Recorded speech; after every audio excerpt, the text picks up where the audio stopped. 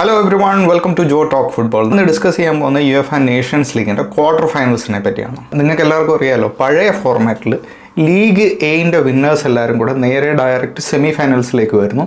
അത് കഴിഞ്ഞ് ഫൈനൽസ്. ഇങ്ങനെയായിരുന്നു പഴയ UEFA നേഷൻസ് ലീഗിൻ്റെ ഫോർമാറ്റ്. ഇപ്പോൾ ചെറിയ മാറ്റങ്ങൾ വരുത്തിയിട്ടുണ്ട്. ഞാൻ ഇതിനെപ്പറ്റി ഒരു വീഡിയോ ചെയ്തായിരുന്നു. ഇപ്പോൾ ചെറിയ മാറ്റം വരുത്തിയിട്ടുണ്ട്. അതെന്താണെന്ന് വെച്ച് കഴിഞ്ഞാൽ, ഈ ലീഗ് എയിലെ ഫസ്റ്റ് പൊസിഷനും സെക്കൻഡ് പൊസിഷനും എല്ലാവരും കൂടെ ചേർന്ന്, അതായത് 4 ഗ്രൂപ്പാണുള്ളത്. ഈ 4 ഗ്രൂപ്പിലെ 8 ടീംസ് ആദ്യം ഒരു ക്വാർട്ടർ ഫൈനൽ കളിക്കുന്നു. ആ ക്വാർട്ടർ ഫൈനലിൽ നിന്നാണ് സെമി ഫൈനലിൽ നിന്ന് പിന്നെ ഫൈനലിലേക്ക്.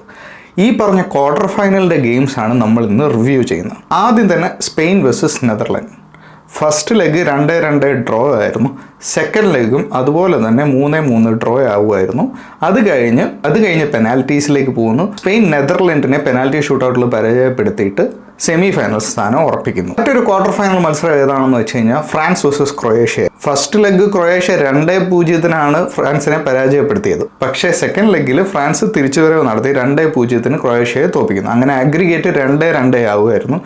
നേരെ പെനാൽറ്റി ഷൂട്ടൗട്ടിലേക്ക് ഗെയിം പോകുന്നു. പെനാൽറ്റി ഷൂട്ടൗട്ടിൽ ഫ്രാൻസ് ക്രൊയേഷ്യനെ പരാജയപ്പെടുത്തുന്നു. അങ്ങനെ ഫ്രാൻസ് രണ്ടാമത്തെ സെമി ഫൈനൽ സ്പോട്ട് ഉറപ്പിക്കുന്നു. മറ്റൊരു മത്സരം ഏതായിരുന്നു എന്ന് വെച്ച് കഴിഞ്ഞാൽ പോർച്ചുഗൽ വേഴ്സസ് ഡെൻമാർക്ക്. അതിൽ ഫസ്റ്റ് ലെഗിൽ ഡെൻമാർക്ക് 1-0 പോർച്ചുഗലിനെ പരാജയപ്പെടുത്തിയത്. പക്ഷേ സെക്കൻഡ് ലെഗിലേക്ക് വരുമ്പോൾ പോർച്ചുഗൽ 5-2 ഡെൻമാർക്കിനെ പരാജയപ്പെടുത്തുന്നു. അങ്ങനെ അഗ്രിഗേറ്റിൽ 5-3 എന്ന് പോർച്ചുഗലിന് അഡ്വാൻറ്റേജ്. അങ്ങനെ പോർച്ചുഗൽ മൂന്നാമത്തെ സെമി ഫൈനൽ സ്പോട്ട് ഉറപ്പിക്കുന്നു. ഈ ഗെയിമിലാണ് റൊണാൾഡോ ഒരു പെനാൽറ്റി മിസ്സൊക്കെ ചെയ്തത്. മറ്റൊരു ഗെയിം എന്തായിരുന്നു എന്ന് വെച്ച് കഴിഞ്ഞാൽ ജർമ്മനി വേഴ്സസ് ഇറ്റലി. ഫസ്റ്റ് ലെഗിൽ ജർമ്മനി ഇറ്റലിയെ 2-1 പരാജയപ്പെടുത്തിയത്. എന്നാൽ സെക്കൻഡ് ലെഗ് ഡ്രോ ആകുമായിരുന്നു. 3-3 എന്നുള്ളൊരു ഡ്രോ ആയിരുന്നു. പക്ഷേ മൊത്തം അഗ്രിഗേറ്റ് 5-4 എന്ന് ജർമ്മനിക്ക് അഡ്വാൻറ്റേജ് ആയതുകൊണ്ട് ജർമ്മനി സെമി ഫൈനൽ സ്ഥാനം ഉറപ്പിക്കുന്നു.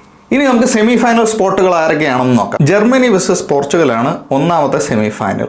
രണ്ടാമത്തെ semi final Spain versus France. Semi final നടക്കാൻ പോകുന്നത് ജൂൺ മാസത്തിലാണ്. ജൂൺ 4, 5 എന്നീ തീയതികളിലാണ് സെമി ഫൈനൽ മാച്ചസ് ഷെഡ്യൂൾ ചെയ്തിരിക്കുന്നത്.